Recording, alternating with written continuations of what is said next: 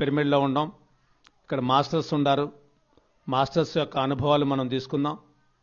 గతంలో 3 సార్లు ఇక్కడికి పత్రిసారి రావటం, 2015లో ఈ ఏరియాలో భద్రాచలం, కొత్తగూడెం, పాలవంచ ఏరియాలో విస్తృతంగా తిరిగి ఎంతోమంది ధ్యానులను తయారు చేయడం జరిగింది. మరి ఇక్కడ భద్రాద్రి కొత్తగూడెం జిల్లా జగద్రక్ష పిరమిడ్లో కళాగారు ఉన్నారు. కళాగారు ఒక గొప్ప పిరమిడ్ నిర్మాణం చేశారు. మరి అలాగనే ఈ ప్రాంతంలో స్కూల్స్లో, అలాగనే కాలేజీల్లో, చుట్టుపక్కల గ్రామాల్లో కూడా మరి కళ ఎంతో గొప్పగా కార్యక్రమాలు పిఎస్ఎస్ మూమెంట్ని ఎంతో ప్రభావితం చేశారు. మరి అలాంటి ఒక గొప్ప మాస్టర్ యొక్క అనుభవాలు తీసుకుందాం. ఎన్నో శాకాహార ర్యాలీలు చేయటం, ఎన్నో క్లాసులు పెట్టేయటం, మరి ప్రతి సంవత్సరం కూడా ఈ పిరమిడ్ యొక్క వార్షికోత్సవం చేయటం చేసేవారు.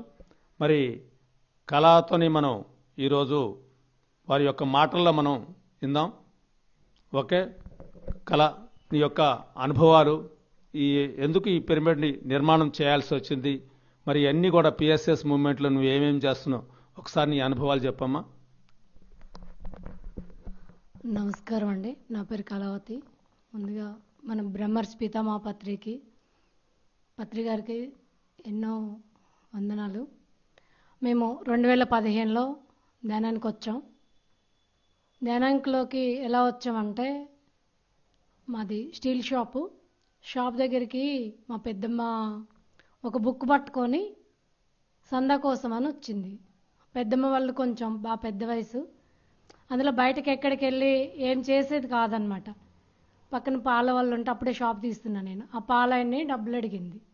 ఇట్లా మాది పిరమిడు, మేము ధ్యానం చేస్తాము, అక్కడ పెద్ద ప్రోగ్రాం జరిగిద్ది, డబ్బులు ఇవ్వండి అన్నదానానికంటే మేము ఇప్పుడే వచ్చినాము, ఏం పని లేదు, ఎవరు అలా తిరుగుతూ ఉంటారు బుక్కులు పట్టుకొని, రోజు ఇదే సరిపోతుందని ఆయన ఏదో మాట్లాడాడు మామూలుగా. ఏంటి పెద్దమ్మని ఇలా అంటున్నాడు అని, ఏంటి పెద్దమ్మ ఏమైందంటే, ఇట్లా సంగతమ్మ ధ్యానం అని జరిగిద్ది, అక్కడ అన్నదానం చేస్తారు, డబ్బులు అంతలక్క డబ్బులు వసూలు చేసి అక్కడ ఇస్తారంటే, నేను ఇంటి దగ్గర నుంచి ప్రతిరోజు ఒక 50-100 డబ్బులు తీసుకెళ్తా అనమాట.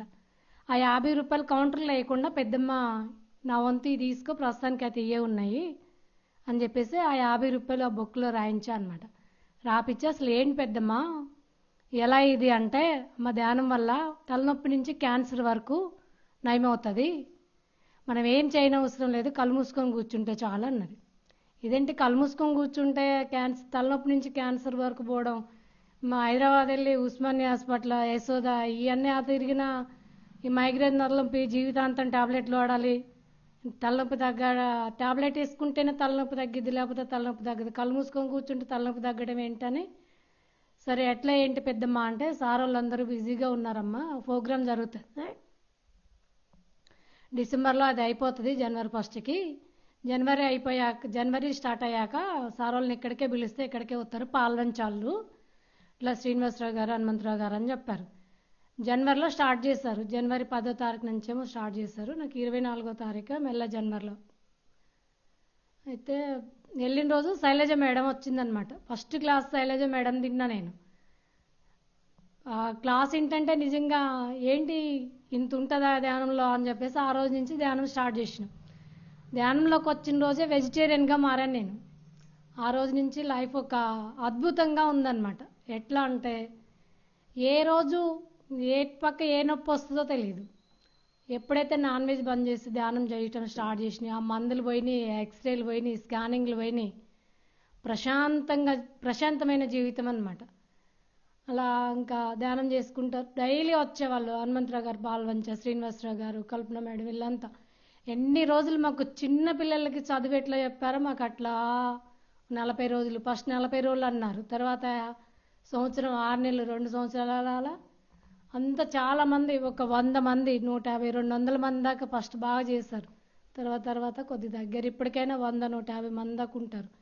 మేము ఎలా క్లాసులు చేసుకుంటాం, ఎలా ర్యాలీలు చేస్తాం, ఎక్కడ ర్యాలీ ఉన్నా మంచి నుంచి 15-20 మంది, ఎంత తక్కువ వెళ్ళినమన్నా 15-20 మంది ర్యాలీలకు వెళ్తాం అన్నమాట. మేము క్లాసులు చేసుకున్నా అంతా ఒక చాట పెట్టుకొని హడావుడి చేయకుండా తలా ఒక ఐటెం వండుకుంటాం. ఏంటి ఇక్కడ మీరు ఇంతమంది ధ్యానం చేస్తున్నారు, ఇంతమంది ఉన్నారు, ఎట్లా వండుకుంటారు అనుకునే. అందులో మాత్రం మొత్తం లేడీస్మే, ఒకరిద్దరు జెంట్స్ ఉన్నారు. వాళ్ళు కూడా ఇంతమంది లేడీస్లో వాళ్ళేమో అని చెప్పేసి రారనమాట. అలా కాకుండా ఎంతమంది లేడీస్ అయినా ఎవ్వరితో సపోర్ట్ లేకుండా ఎంత ప్రశాంతంగా అందరు హడావుడి చేస్తూ ఉంటారు. మేము అలా లేకుండా చాలా నీట్గా క్లాసులు చేసుకుంటాము. నెలకొకసారి పౌర్ణమికి అమావాస్యకి ధ్యానం పెట్టుకుంటాము. పిరమిడ్ యాన్యువల్ డే చేసుకుంటాము. ఫస్ట్ పత్రి సార్ మా కేర్ సెంటర్, పెద్దమ్మ వాళ్ళ కేర్ సెంటర్కి వచ్చాడు. అందరూ ఒకేలాగా ఉన్నారు, లాంచీ పై చేసుకొని. వీళ్ళ గురువు ఎవరు అర్థం కావట్లేదు అనమాట. ఎవరు గురువు అని ఇలా ఇలా ఎత్తుక్కుంటున్నాం మేము. చూస్తే అందరు సెకండ్ ఇస్తూ ఉన్నారు. ఈ గురువు అన్నారు ఇలా ఉన్నాడేంటి అని చాలా వింతగా చూసాం చాలాసేపు. ఆ గురువు అంటే ఈయన దానిలో కూర్చోబెట్టాడనమాట. కేర్ సెంటర్, పెద్దమ్మ వాళ్ళ ఇంట్లో కేర్ సెంటర్ ఓపెనింగ్కి ఆ రోజు ఆ సార్ని చూడగానే ఇంకా మా జీవితాలకు ఎటువంటి ఇబ్బంది లేదు. ఆ గురువు అంటే ఇలా ఉండాలి. ఇలాంటి గురువుతో ఇన్ని రోజులు 30 సంవత్సరాల వయసు ఉన్నప్పుడు ధ్యానంలోకి వచ్చామన్నమాట. ఇంత ఇలాంటి వ్యక్తితోట మాకు పరిచయం అయింది. ఇలాంటి వ్యక్తి మా గురువా అనుకొని చాలా అద్భుతంగా ఫీల్ అయ్యామన్నమాట మేము అందరం కూడా. అది అలా ధ్యానం చేస్తూ ఉంటాము. కేర్ సెంటర్లో ఓపెనింగ్ ఇంకా ఫస్ట్ తర్వాత ఏం జరిగిందంటే పెద్దబాబుకి ఇంటర్వ్యూ జరిగింది. బీటెక్ అయిపోయింది. కాలేజీలోనే ఫస్ట్ ఇంటర్వ్యూ జరిగింది, ప్లేస్మెంట్. అందులో సెలెక్ట్ అవ్వలేదన్నమాట. అయితే ఒక బెంగలాగుంది నాకు. పరిస్థితులు 200 పెట్టి పిరమిడ్ కొనుక్కోవడానికి కూడా డబ్బులు లేని పరిస్థితి లాగా ఉండేది మాకు. ఆడు జాబ్ చేస్తే నాకు కూడా కొంచెం ఇబ్బంది లేకుండా ఉంటుంది కదా, నేను కూడా ఫ్రీ అయిపోతా. ఒక్కదాన్ని చేసి పిల్లల్ని చదివించుకోలేకపోతున్నా అంటే అలా నైట్ నిద్ర పట్టలే నాకు బాబు సెలెక్ట్ అవ్వకపోయేసరికి. నేను అదొక లాగా ఉండేసరికి సార్ నాకు మామూలుగా ఎప్పుడైనా అందరి అనుభవాలు అయ్యి అంటారు. మాకే కాదు మా ఊరోళ్ళకే అనుభవాలు తక్కువ ఉంటాయి అన్నమాట. అందరు ఎలా అనుభవాలు చెప్తా ఉంటే మేము ఇలా చూస్తూ ఉంటాం అన్నమాట. ఎలా వస్తాయి అనుభవాలు అంటే ఎట్లుంటాయి ఎందుకు అలా ఉన్నాం అన్నాడు సార్. కళ్ళలాగా అనిపించింది అనమాట. ఎందుకు అలా ఉన్నామంటే, సార్ ఇది సంగతి సార్, ఇలా అవుతుంది, నాకు బాధ వేస్తుంది, బాబు జాబ్ చేస్తే నాకు కూడా కొంచెం బడ్డను తగ్గేలాగా ఉంది సార్ అంటే, జాబ్ వస్తే ఏం చేస్తావు అన్నాడు. జాబ్ వస్తే ఏం చేస్తావంటే మీరు ఏది చెప్తే అది చేస్తాను సార్ అన్నా. సరే మళ్ళీ ఒక వారం రోజుల్లో మళ్ళీ interview. First time second time రారంట యూనివర్సిటీకి, కాకతీయ యూనివర్సిటీకి. సెకండ్ టైం మళ్ళీ ఇంటర్వ్యూకి వచ్చారు. ఆ రోజు చెప్పకుండా వెళ్ళాడు నాకు. సార్ కనపడ్డము, వస్తుంది పో, నీకేం బాధలేదు, జాబ్ వస్తుంది పో అని చెప్పడం. రెడీ అయ్యి వెళ్ళిపోయాడు బాబు. వెళ్ళిపోయాక ఆ 4 మనకు ఆ రోజు కనపడాడు సార్ నాకు. జాబ్ వస్తుంది, నువ్వు వెళ్ళిపో, వస్తే ఏం చేస్తావు అంటే మీరు ఏది చెప్తే అది చేస్తాను. నాకు జాబ్ వచ్చిందని ఫోన్ చేశాడనమాట. ఫస్ట్ ఇంటర్వ్యూకి 25,000 అయితే ఇది 36,000 శాలరీ అనమాట. చూసావా నీ కొడుకు ఫస్ట్ సెలెక్ట్ అవ్వకపోవడం వల్ల రెండోసారి నీకు 15,000 శాలరీ ఎక్కువ వచ్చిందని చెప్పాడు నాకు సార్ ఆ రోజు. ఆ తర్వాత 1 నెల అయింది, 2 నెలలు అయింది, 3 నెలల తర్వాత నుంచి ఏదో అలసట నాలో. బాబు జాబ్ వచ్చింది కదా, నువ్వేం చేస్తావని నన్ను నెట్టినట్టు అనిపిస్తూ ఉన్నాడు అనమాట. నేను అన్నాను సార్ మీరు ఏది చెప్తే అది చేయడానికి నేను రెడీగా ఉన్నాను, మీరు ఏది చెప్తే అది చేస్తానని చెప్పేసి చెప్పాను నేను. అయితే పిరమిడ్ కట్టించుకో, ఫస్ట్ పిరమిడ్ కట్టించుకో అన్నాడు. సార్ నా దగ్గర 200 పెట్టి పిరమిడ్ కొనుక్కోవడానికే డబ్బులు లేదు సార్. నేను పిరమిడ్ కట్టాలంటే మ్యాక్సిమం 2 లక్షలు ఏంది పిరమిడ్ అవ్వదు. నేను 200 పెట్టి పిరమిడ్ కట్టుకోలేక నేను ఎవరో గిఫ్ట్ ఇస్తే ఇంటి ముంగల పిరమిడ్ కట్టుకున్నా అన్నా. నువ్వు మొదలుపెట్టి అవే వస్తాయి అన్నాడు. సరే హనుమంతరావు అంకుల్కి ఫోన్ చేసిన, అంకుల్ నేను పిరమిడ్ కట్టిస్తా అంటే, పిచ్చిదాన్ని నీ కాడ డబ్బులే లేవు, పిరమిడ్ ఎట్ట కడతావు అన్నాడు. అంకుల్ నాకైతే తెలీదు, నా దగ్గర 2,000 ఉన్నాయి. ఆ 2,000 కూడా ఎవరో పాత బాకీ ఇవ్వాల్సి ఉంటే ఇచ్చారనమాట. నా దగ్గర 2,000 ఉన్నాయి అంకుల్, నేనైతే పిరమిడ్ మొదలు పెట్టాలనుకుంటున్నా, మీరు అర్జెంటుగా రండి అన్నాడు. పొద్దున్నే 7ంటికేమో ఫోన్ చేస్తే 9ంటికల్లా అంకుల్ వచ్చాడు. అంకుల్ వచ్చి ఎక్కడ కట్టాలనుకుంటున్నారా, పైన కడదామా అంటే, కాదు అంకుల్ నాకు ఈ ప్లేస్లో పిరమిడ్ కనిపిస్తుంది, నేను పైన కాదు, నేను పైన కట్టిస్తే తక్కువ అయిపోతాయి అనుకుంటే, కాదు ఈ ప్లేస్లో కనిపిస్తుంది అని చెప్పాడనమాట. చెప్పాను నేను అంకుల్కి. అయితే సరేరా మరి చిన్నది కట్టించుకో అన్నాడు. లేదు అంకుల్, చిన్న పిరమిడ్ కట్టిస్తే అవ్వదు. ఇల్లు అయితే మళ్ళీ పెంచుకొని కుదురుతుంది, కానీ పిరమిడ్ అయితే మళ్ళీ కట్టించుకొని కుదరదు, పెంచుకొని కుదరదు. నేను 15x15 ఈ ప్లేస్లో ఎంత వస్తే అంత కట్టించుకుంటా అని చెప్పా.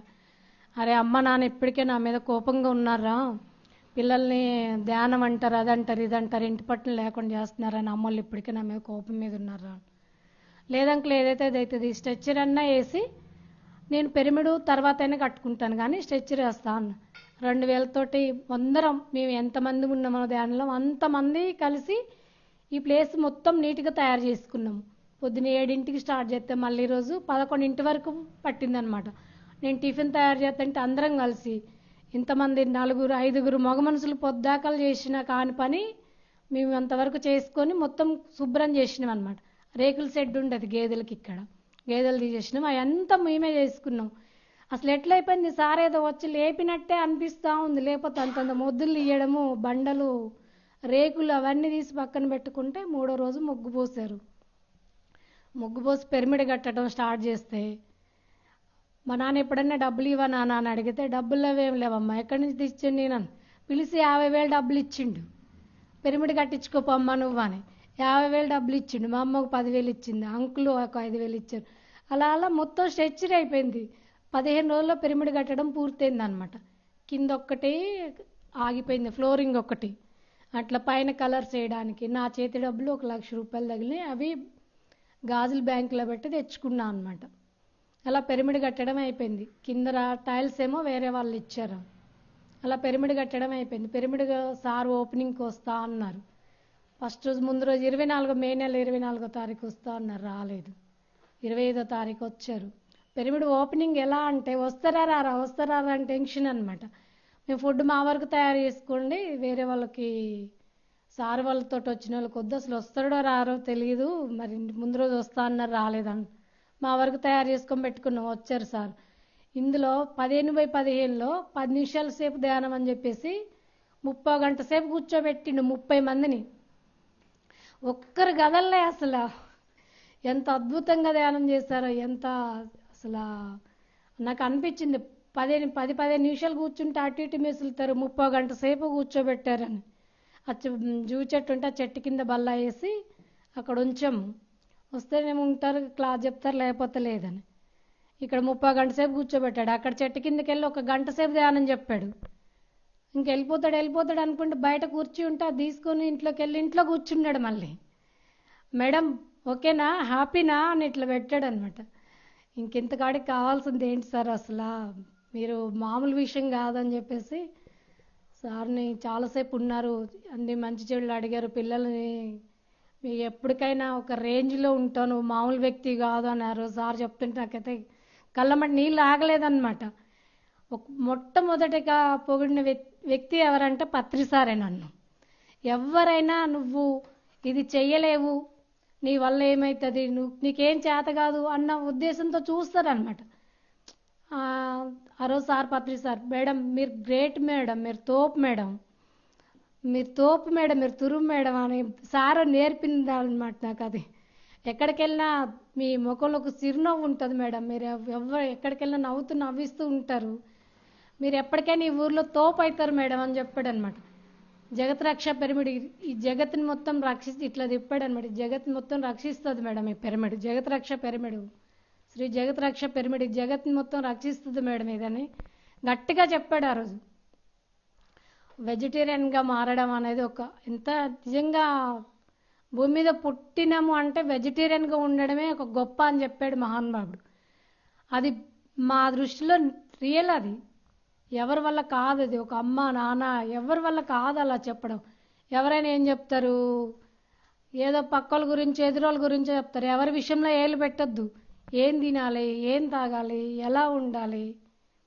ఆ మహానుభావుడు నిజంగా గురువుగారు దొరకడం అనేది ఎంత పెద్ద మెరాకిల్ అంటే, ఆయన ఉన్నప్పుడు మేము ధ్యానంలోకి రావడం ఇంకా గొప్ప అదృష్టం మాకు. ఎన్ని జన్మల పుణ్యఫలమో, అసలు ఎన్నో జన్మల పుణ్యఫలం ధ్యానం అంటారు, కాదు పత్రిసారే మన అదృష్టం అన్నమాట. 2 పిల్లలండి. పెద్ద బాబు ఎస్ఐ, బాబు కూడా నాకు తెలిసి బాబుకి ఎస్ఐ జాబ్ వచ్చాక మా ఊర్లో మొట్టమొదటగా అలాంటి పదవి ఉన్న జాబ్ రావడం మా ఊర్లో మా పిల్లలే. చిన్నబాబు సెంట్రల్ గవర్నమెంట్, ఈయనకి సెంట్రల్ గవర్నమెంట్. ఆయనకి ఎప్పుడైతే జాబ్ వచ్చిందో సార్ చెప్పిన మాటలు పదే పదే గుర్తొచ్చినాయి నాకు. ఎప్పటికైనా ఈ ఊర్లో ఒక మెరాకిల్ చేస్తావు నువ్వు, ఒక వ్యక్తిగా నిలబెడతావు నువ్వు అని చెప్పాడు ఆ పిరమిడ్ ఓపెనింగ్ రోజు. ఆ రోజు అనిపించింది అనమాట. అందరిలో నిలబెట్టి బాబు కూడా మా అమ్మ మమ్మల్ని చదివించి స్టేజీ తీసుకొచ్చింది. మా అమ్మ వల్ల ఇలా ఉన్నాం మేము అని వాళ్ళ పిల్లలు చెప్తుంటే నాకు సార్ మాటలు పదే పదే గుర్తొచ్చాయి అనమాట.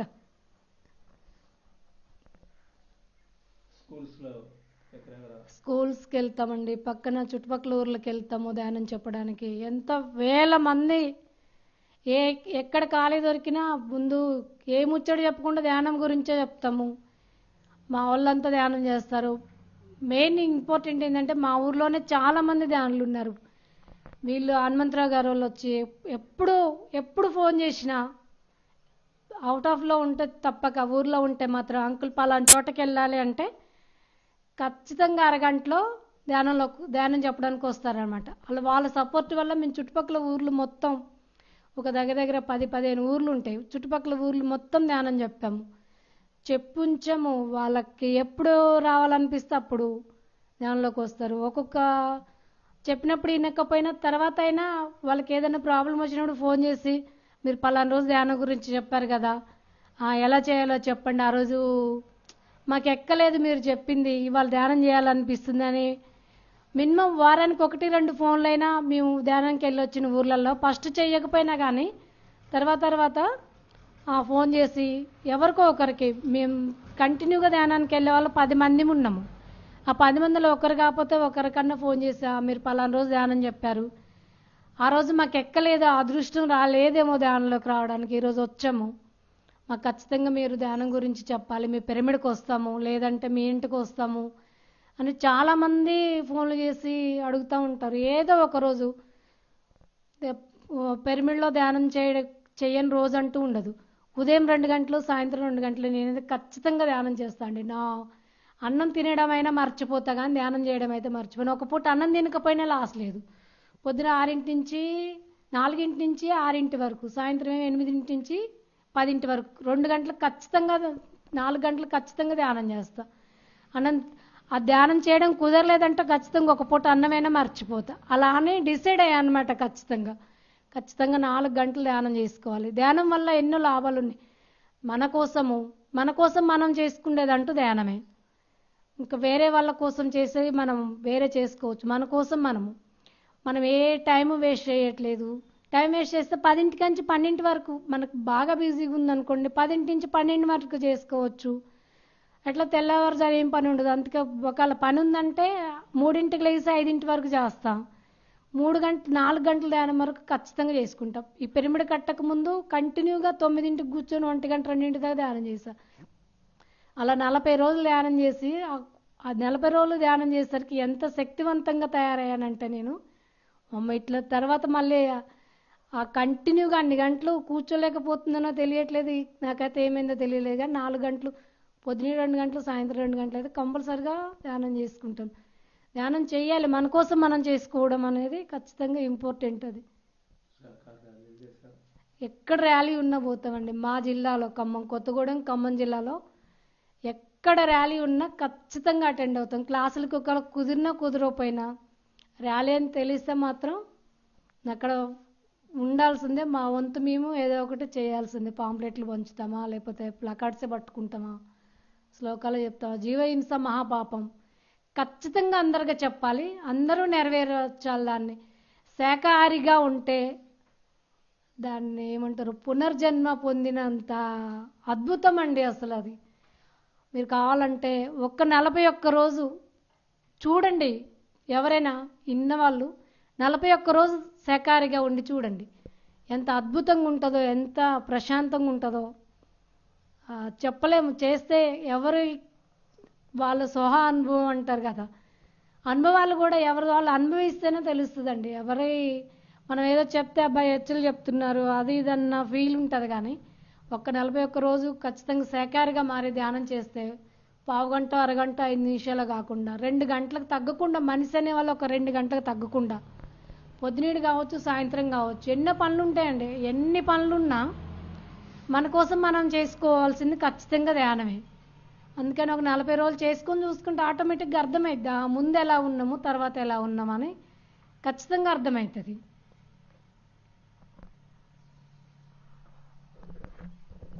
ధ్యాన భారత కార్యక్రమంలో మరి చూశారు కదండి, మరి మోరంపల్లి బంజార్ నుంచి మరి కళాగారు ఎన్నో విషయాలు మరి చెప్పడం జరిగింది.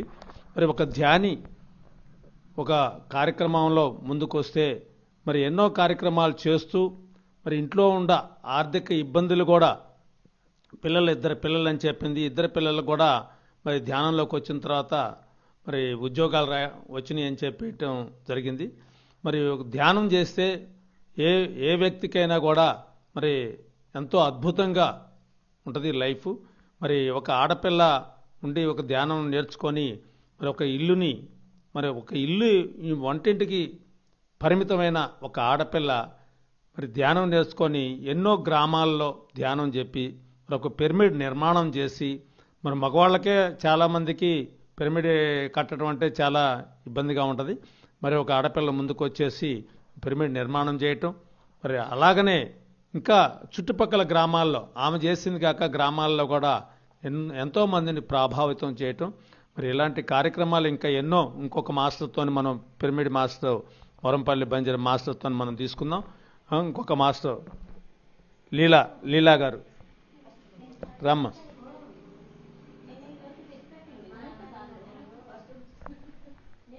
మరి ఎన్నో కార్యక్రమాలను మనం తీసుకుందాం. కార్యక్రమాలలో తీసుకొని మాస్టర్స్తోని గొప్ప గొప్ప మాస్టర్స్తోని ఎంతో మందితోని మనం తీసుకొని చెప్దాం. ఇంకొక మాస్టర్ లీలా గారు ఉన్నారు, లీలా గారితో మాట్లాడుకుందాం. అందరికీ నమస్కారం అండి. పత్రేజీ సార్కి వందనాలండి, శతకోటి వందనాలండి. నేను 5 నెలలు అవుతుందండి ఇక్కడ ధ్యానం చేయబట్టి. నాకు ఆరోగ్యం చాలా బాగుందండి. అదేవిధంగా మా ఆయనకు కూడా బాగలేకపోతే మా ఆయన కూడా గుంటూరు తీసుకుపోతే పేగు జారిందన్నారు. ఆయన కూడా మా అమ్మాయి ధ్యానం చేయండి పిన్ని, బాబాయికి తగ్గిపోద్దని చెప్పింది. అలాగే నువ్వు ధ్యానం చేయయ్యా, నాకు ధ్యానం చేస్తానా, నా కాళ్ళు నొప్పులు తగ్గినాయి అని చెప్పాను. నేను కూడా చేస్తానే అని అన్నాడు. నువ్వు చెయ్యి, నీకు అర్థమవుతుంది, నువ్వు చెయ్యి, నేను చేస్తున్నా, నాకు మంచిగా ఉంది, నువ్వు చెయ్యి అయ్యా అన్న. ఆయన కూడా చేస్తాడు. వారం రోజులకు అన్నాడు కదా, నాకేంది చాలా మార్పు వచ్చిందే, నాకు చాలా మార్పు వచ్చింది. అసలు నడవలేకపోయి చాలా కష్టాలు పడతా, గుండె జారిందంటే చావు బతుకులు ఎవ్వరం. కానీ అలా కూడా మేము 2 గంటలకి మా ఇంట్లో ఇలా ఉందని తెలవనిచ్చేవాళ్ళం కాదు, మా పిల్లలకి మాకు. ఎందుకంటే ఎలా కోలం చేస్తారు, ఎందుకు లేని మా పిల్లలకి నాన్న పడిపోయింది రండి అంటే వాళ్ళు అడతా పడతా ఊరికొచ్చి హాస్పిటల్కి తీసుకెళ్ళేవాళ్ళం. ఇట్లా ఎక్కడ చూసినా తగ్గేది కాదు. రాజశేఖర్ అంటే ఆయనకి ఇష్టం, రాజశేఖర్ కాడికి వచ్చేవాడు. బాబాయ్ రాత్రి ఏం తిన్నవే అనేవాడు. ఏం తినలేదు నాన్న. తిన్నావు బాబాయ్ ఏదో, అందుకే నీకు ఇలా బాగలేదు, నువ్వు తినొద్దు బాబాయ్ అని రాజశేఖర్ అనేవాడు. రాజశేఖర్ ఇట్ట అన్నాడే, బాబాయ్ నువ్వు అది తింటే నువ్వు బతకవు అనేవాడు రాజశేఖర్. బాబాయ్ ఇట్లా చెప్పాడు, రాజశేఖర్ చెప్పాడు అంటే మనం తినొద్దయ్యా అది అని చెప్పి నేను అనేదాన్ని. అట్లనే ఒక్కసారి మానలేంగా తిని ఉండేవాళ్ళం. ఇక ఏం చేసేవాళ్ళం, మా అమ్మాయి ధ్యానం చేయండి పిన్ని, నీకు దగ్గుద్దే, ముసలిదాని వాళ్ళగా నడుస్తున్నవే పిన్ని, ఏంది అట్లా నడితే ఎట్లా పిన్ని అని మా అమ్మాయి వాళ్ళు చెప్పేవాళ్ళు. నేనేం చేసేది నాన్న, ఎన్నో డబ్బులు పెట్టాను, ఎన్ని లక్షలు పెట్టాను నొప్పుల కోసం. ఓన్లీ పారాడుకుంటూ బాత్రూములకు పోయిన రోజులు కూడా ఉన్నాయి. మా పిల్లలకి 21 రోజుకే నేను పెళ్లి చేశాను. ఎందుకంటే నా ఆరోగ్యం బాగాలేక ఓన్లీ నొప్పులు, ఏదీ లేదంతా బాగుంది నొప్పులు. 21 రోజుకి మా పిల్లలకి 21కి మేము వాళ్ళకి పెళ్లి చేసిన. ఇక అట్లా మా కోడలు వచ్చిన కాడ నుంచి కూడా నాకు ఆ బరువు లేదు, కానీ నొప్పుల బాధ తగ్గట్లే. ఎన్ని లక్షలు పెట్టింది అనుకోండి, 5-6 లక్షలు చిల్లర పెట్టే, ఎవ్వరికి తెలియదు.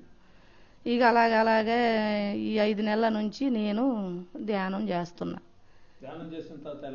అసలు ఏం చెప్పాలా కూడా అర్థం అవ్వట్లేదు, అంత అద్భుతంగా ఉంది. నాకు అలాగ ఉన్నాయండి. నేను సాయిగా నడుపుతుంటే అండి వారం తర్వాత నుండి నాకు చాలా మార్పు వచ్చింది. మామూలు మార్పు కాదు అది. నాలో నేను ధ్యానం చేసుకుంటూ కూడా నాకు కళ్ళ నీళ్ళు ఆరిపోతున్నాయి. ఎందుకు నాకు ఇంత మార్పు వచ్చింది ఏంటని సంతోషం వస్తుంది, బాధ అనిపిస్తుంది.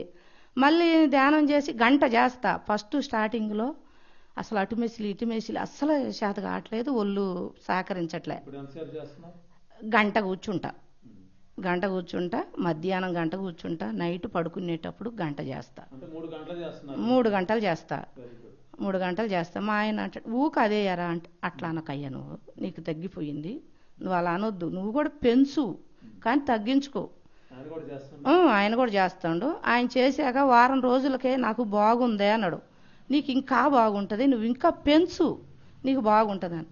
41 రోజు మన అమ్మాయి వాళ్ళు పోతున్నారు గుడికి. వీళ్ళు ఎందుకు పోతున్నారో లే భారతమ్మ కాడికి ఏమన్నా బోన్లు పోతున్నారేమో నేను అనుకుంటాను. మళ్ళీ తీరా అమ్మాయిని కలవాలి అనిపించింది మనసు. ఏంటి నాన్న మీరు ఎటు వెళ్తున్నారన్న. ఆ పిన్ని మేము ధ్యానం చేస్తున్నట్టే. నాకు చెప్పొచ్చు కదా అమ్మ అన్న. ఏమో పిన్ని కొట్టుంది కదా, కుదిరిద్దో కుదరదో అని చెప్పలేదు పిన్ని అంటే. అదేం లేదురా, కొట్టుదారి కొట్టే, నేను వచ్చేస్తామ్మా అన్న. 41 రోజు అక్కడ ధ్యానం చేశాను.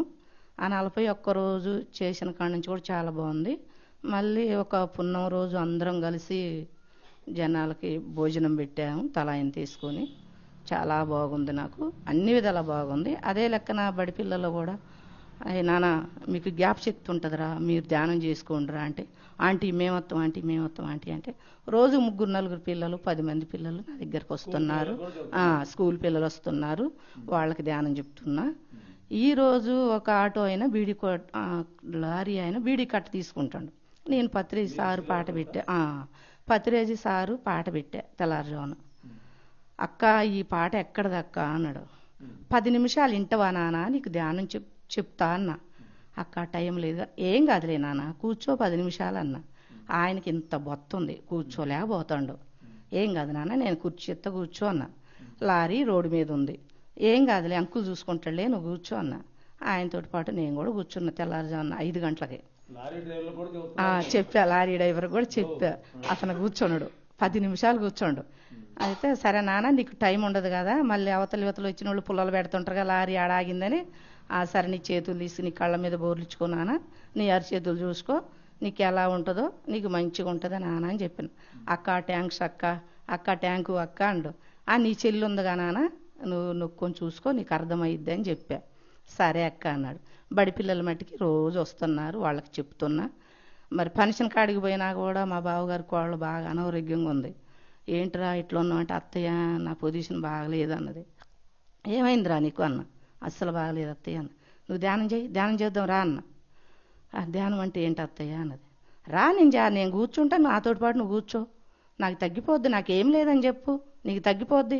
నీకు వారం రోజులలో నాకు ఫోన్ చేసి చెప్తూ నువ్వు నాకు తగ్గిపోయింది అత్తయ్య అని, నువ్వు కూర్చో అమ్మా అన్న. అంటే అమ్మాయి ఏం చేసింది, పంచినట్టు జరుగుతూనే ఉంది. ఇటు పక్క కూర్చున్నాం, ఆ అమ్మాయిని కూర్చోబెట్టిన, నాతోటి 3-4 కూర్చున్నారు.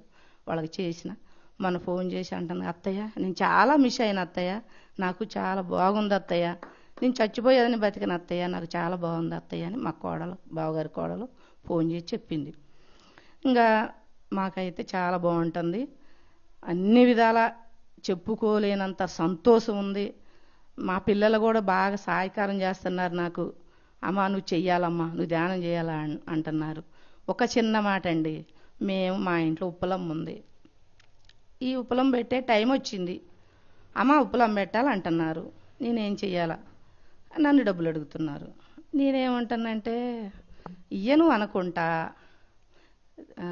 ధ్యానం చేసుకున్న నా కొడుకులు మార్చుకొని నన్ను డబ్బులు అడగొద్దు, దేనికైనా ఇస్తా కానీ దీనికి ఇయ్యను, నేను దీనికి ఇయ్యను అని నా మనసులో నేను అనుకుని ధ్యానం చేసిన. అబ్బాయి సాయంత్రం ఫోన్ చేసి, అమ్మా నువ్వేమి ఇవ్వద్దు, మేమే పెట్టుకుంటాం ముగ్గురం, నువ్వు ఇవ్వద్దమ్మా అన్నారు. అంటే నేను ఏడ్చా. అవి నా కొడుకులు అర్థం చేసుకున్నారు కదా, లేకపోతే నన్ను ఇబ్బంది పెట్టేలాగున్నారు. ఈ 5 నెలల నుంచి అయితే సార్ నేనైతే ఏమి ముట్టుకోట్ల, కోడిగుడ్డు కానీ ఏమైనా అసలు దరిదాపులు ఇంట్లో కూడా తేని ఇట్లా, కనీసం మా ఆయన కూడా తినట్లేదు. అది తింటానంటండి. ఒకరోజు అంట ఏదో ఫంక్షన్కి వెళ్ళాడట, వెళ్తే తిన్నాడంట. మన చిన్నయ్య రాజు వాళ్ళ ఫంక్షన్. తింటే ఈ కుడి చెయ్యి మళ్ళీ చెయ్యి రానియట్లేదట అన్నం తినటానికి. అయితే ఏంటే నాకు చెయ్యి రానియట్లేదు అని అన్నాడు. నువ్వు ఫంక్షన్కి వెళ్ళావుగా, ఏమన్నా తిన్నావా ఏందన్నా, తిన్నానే అన్నాడు. అందుకే దేవుడు పరీక్ష పెట్టాడులే, నువ్వు తినకయ్యా, మన ఆరోగ్యం మనకి ముఖ్యం. నీకు 60 వచ్చినాయి, నాకు 50 వచ్చినాయి, మనం ఎంత జాగ్రత్తగా ఉండాలి. ఇన్ని రోజులు గడ్డి తిని ఇబ్బంది పడ్డాం, ఇప్పుడు ఆ గడ్డి తినొద్దు అన్న. ఆ గడ్డికి తినొద్దు అంటే సరేనే తినొద్దు అండు. మా పిల్లలు ఒక రోజు వండుకొని తెస్తే ముందే చెప్పా, మా మనవడికి చెప్పినగా, నాని మీరేం వండుకున్నా మా ఇంటి దాకా తేవద్దు, మీ ఇష్టం, మీరు బంద్ చేసేటప్పుడే మీరు బంద్ చేస్తారు, మా ఇంటి దాకా తేవద్దు అన్న. మాకు 6 మనవాళ్ళు 3, మనవరాళ్ళు 3. మీకు రోజుకి 10 ఇస్తా మీరు ధ్యానం చేస్తే, రోజుకి 10 రూపాయలు ఇస్తా, మీకు లంచం ఇస్తా అంటే, అవును నిజంగా ఇస్తావా అన్నమాట, పక్కా ఇస్తా, అవసరమైతే ముందే ఇస్తా అని చెప్పి, సార్ నేను ఇంకా పిల్లలకి ఏం చేసినా కూర్చున్నారు, నాతో పాటు కూర్చున్నారు. ఇక్కడ ఉండే 3 పిల్లలు, అక్కడ 2 ఉన్నారు, హాస్టల్ ఒక పిల్ల ఉంది. నువ్వు ధ్యానం చేస్తే నీకు రోజు నీ అన్నయ్య వాళ్ళకి 10 ఇస్తా, నీకు 20 ఇస్తా, కొంచెం మొండిది, నీకు 20 ఇస్తా, మళ్ళీ నీకు మంచిగా అందరిలో నువ్వు ఫస్ట్ వస్తావు, నిన్ను చాలామంది మెచ్చుకుంటారు, నా మాట వింటానంటే నీకు ఎంత అయినా ఇస్తా అంటే, ఓకే అమ్మా, మరి ఇప్పుడు నేను చూస్తా నేను పాస్ అవుతున్నా కాదంటే, నువ్వు పాస్ అయిపోతే నన్ను నేలయ్యి అన్న. ఆమె ఏం చేసింది, పాస్ అయింది. అమ్మా నేను పాస్ అయ్యా అన్న, వెరీ గుడ్ నాన్న అన్న. మళ్ళీ ఈ పిల్లలు ఏం చేశారు, చేస్తున్నారు, నాకు 10 ఇవేంది అన్నారు. ఇగో 10, ఇగో అన్నయ్యకి 10, నీకు 10, చెల్లికి 10, వీళ్ళ 3కి 10. మన ఊర్లో 2 పిల్లలు ఉన్నారు, 2 మనవాళ్ళు. నాన్న మీకు రోజుకు 10 ఫోన్ పే చేయమంటారా, వీడికి వచ్చినప్పుడు మీకు డబ్బులు ఇవ్వమంటారా, మీరు ధ్యానం చెయ్యాలి. ఓకే అమ్మా మేము చేస్తామమ్మా అంటే, మీకు నెలకు ఒకసారి వేస్తా, అన్నకి 300, నీకు 300, 600 ఈ ఫోన్ పే చేస్తా, లేకపోతే మీరు వచ్చినప్పుడు ఇస్తా, మీరు మట్టికి ధ్యానం చెయ్యాలి నాని అన్న. చేస్తామమ్మా మేము ధ్యానం చేస్తామమ్మా అన్నారు. మా కోడలు పరీక్షకు వెళ్తుంది, అమ్మ ఒక 10 నిమిషాలు ధ్యానం చేసుకొని పో అమ్మా, నువ్వు పాస్ అవుతావు అన్న. అవునా అత్తయ్య అన్నది. అవునరా అన్న, చెయ్యిరా, నువ్వు పాస్ అవుతావు పక్కా, నీకు ఎలా రాసినవో నీకు అర్థమవుతుంది, నాకై చదువు రసా, నీకు ఎలా రాసినవో నీకు ఎట్లొచ్చిందో పేపర్ నీకు అర్థమవుతుంది, నువ్వు కాసేపు లేట్ అనుకోకుండా ఒక 10 నిమిషాలు చెయ్యి నాతోటి పాటు అన్న. సరే అత్తయ్య అన్నది. ఆ అమ్మాయి నేను మా మనవాళ్ళు 2 ధ్యానం చేశాక అయిపోయాక, నాన్న ఏం మంచిగా వచ్చిందా పేపర్ అన్న. సూపర్ అత్తయ్య అన్నది. సూపర్ అత్తయ్య అన్నది. ఓకే నాన్న అన్న.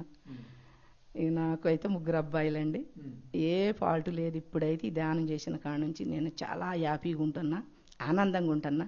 తెల్లారుజామున చేసి పతిరేజీ పాటలు పెడతా ఉంటే ఆనందం పట్టలేమిగ, అసలు పట్టలేం. ఎంత దుఃఖశీలన ఈ నొప్పులతోటి అంత ఆనందం ఇచ్చాడండి 5 నెలల.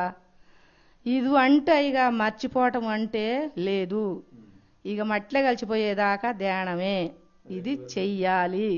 ఏదన్నా తింటే నేను చెయ్యను, నేను అట్టంటివి అయితే నేను ఒప్పుకుంటున్నా, మీకు సాక్ష్యం చెప్తున్నా. నా కొడుకులు ఫోన్ చేశారు, ఇక నువ్వు ఇయ్యొద్దని చెప్పారు. ఓకే అమ్మా అన్న.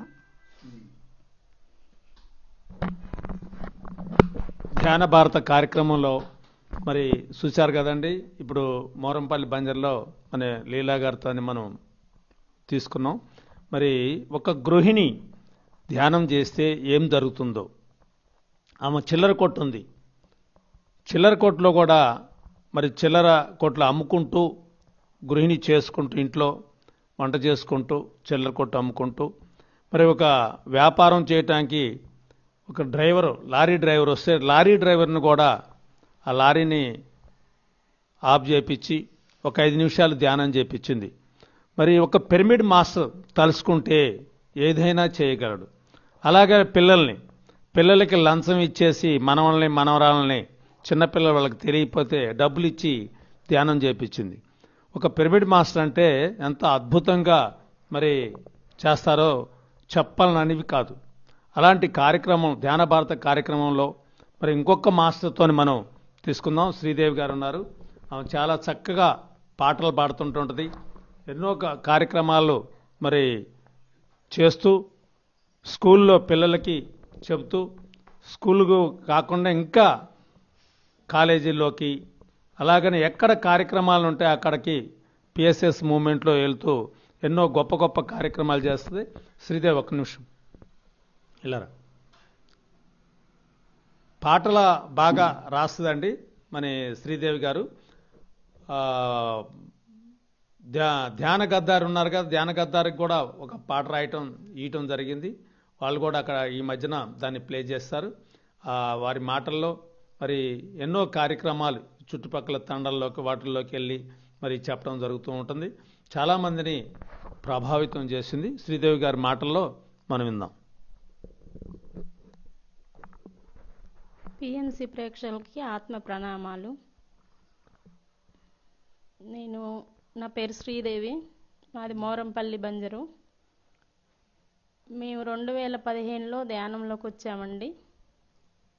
మా ఊర్లో మా పెద్దమ్మ చెప్పింది, విజయరత్నమ్మ.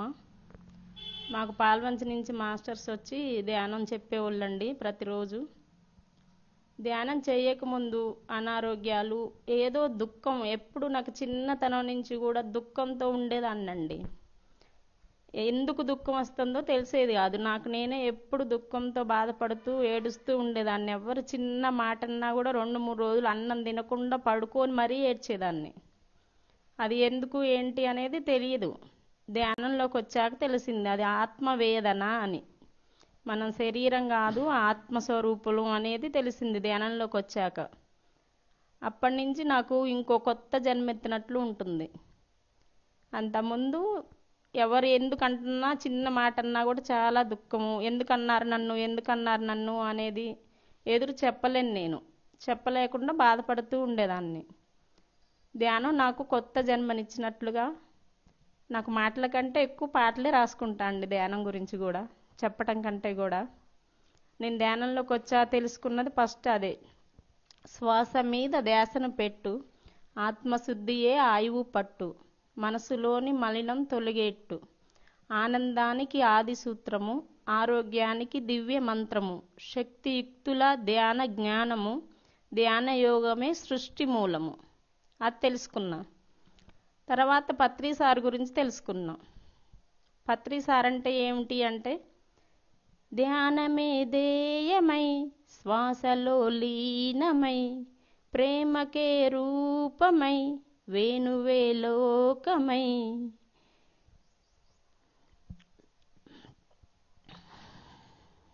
శాకాహార పాటలు కూడా పాడేవాళ్ళు కదా మీరు? అవి కూడా శాకాహారం గురించి తెలుసుకున్నది ఏంటి అంటే, సార్ చెప్తూ ఉంటారు, హింసా చోడో హంసా పకడో అని. హింసా చోడో హంసా పకడో, హింసా చోడో హంసా పకడో.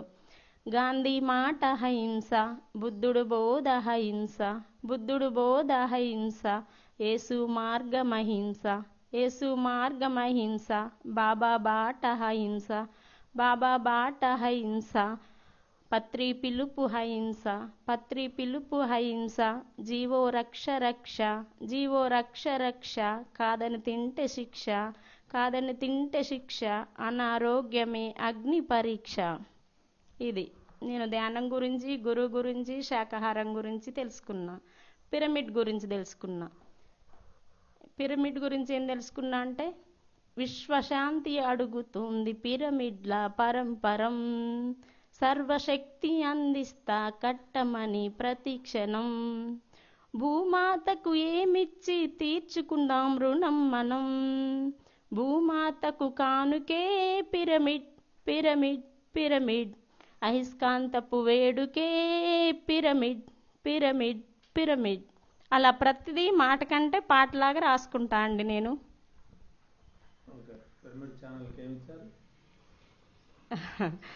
పిరమిడ్ ఛానల్కి షేర్స్ కట్టండి అని అడిగారు హనుమంతరావు సార్ గారు.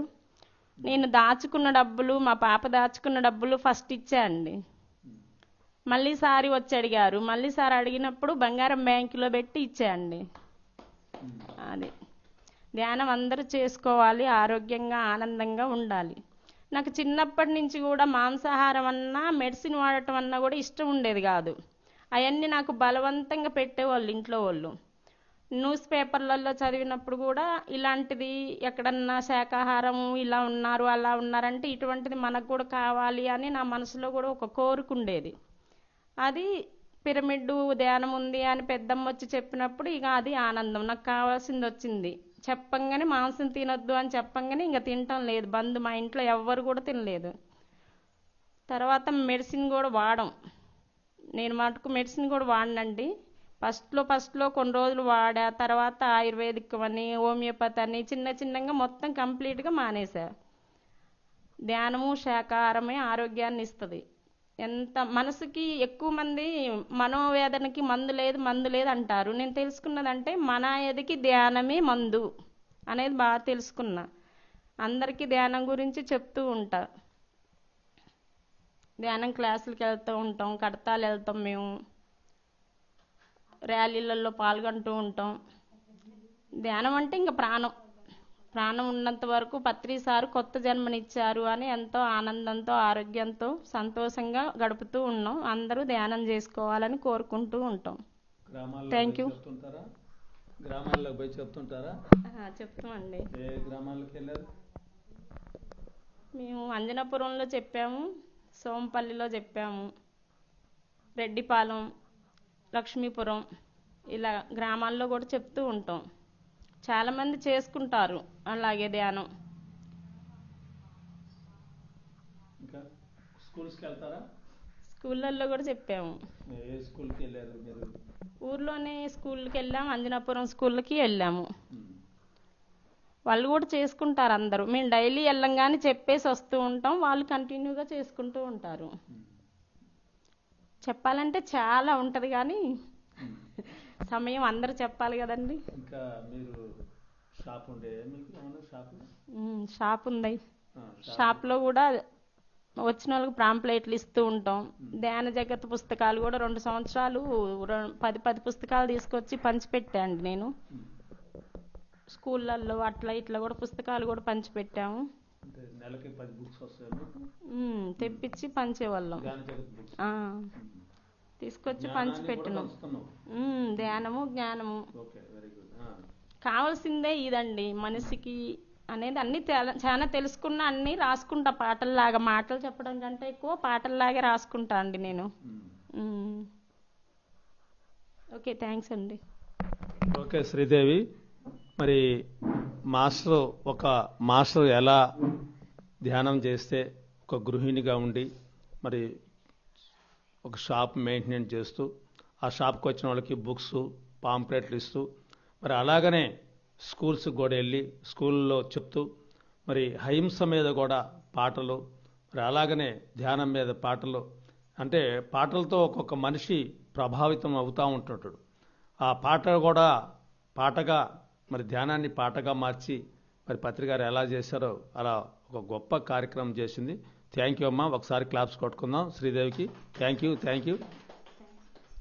ధ్యాన భారత కార్యక్రమంలో మరొక పిరమిడ్ మాస్టర్స్తోని మనం పవిత్ర గారు ఉన్నారు. పవిత్ర గారి యొక్క మాటల్లో మనం విందాం.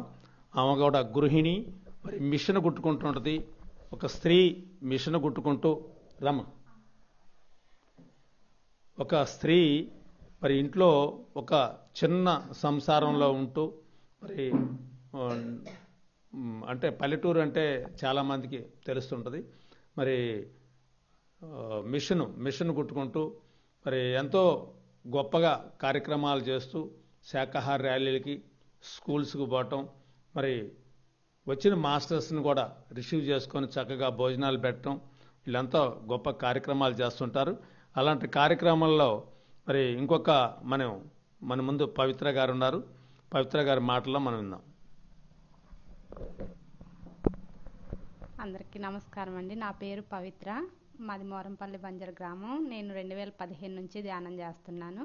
ధ్యాన అనుభవాలు చెప్పాలి అంటే ధ్యానం ఎవరైతే చేస్తారో వాళ్ళకి మాత్రమే ఆ అనుభవం అనేది అర్థమవుతుందండి. చెప్తే అర్థమయ్యేదైతే కాదు. అది ఎవరైనా సరే ధ్యానం చేసి ఆ అనుభవం అనేది అనుభవించిన వాళ్ళకి మాత్రమే అది అర్థమవుతుంది.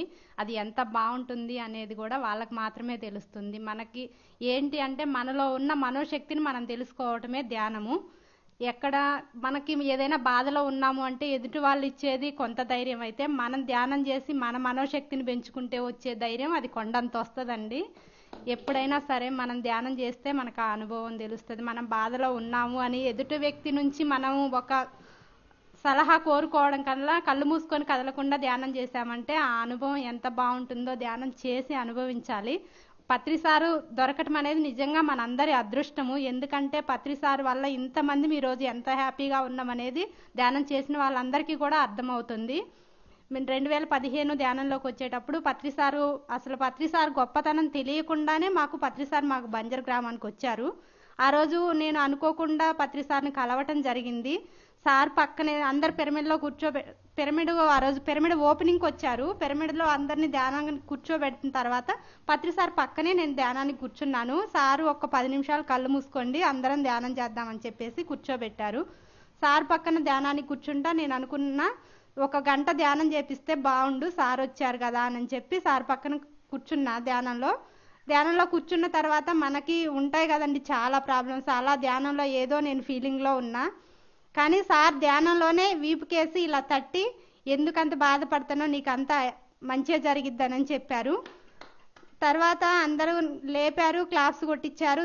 సార్ అందరం నించున్న వరుసన సార్ వెళ్తున్నారు. సార్ వెళ్ళేటప్పుడు అందరు షేక్ హ్యాండ్ ఇచ్చుకుంటే వెళ్తున్నారు. నేను మధ్యలో ఉన్నా, నాకు షేక్ హ్యాండ్ ఇవ్వలేదు. ఒక 2-3 షేక్ హ్యాండ్ ఇచ్చుకుంటా నా తర్వాత వాళ్ళకు కూడా ఇచ్చి మళ్ళీ వెనక్కి వచ్చి నా తలతో సార్ తల ఢీ కొట్టి వెళ్ళారు.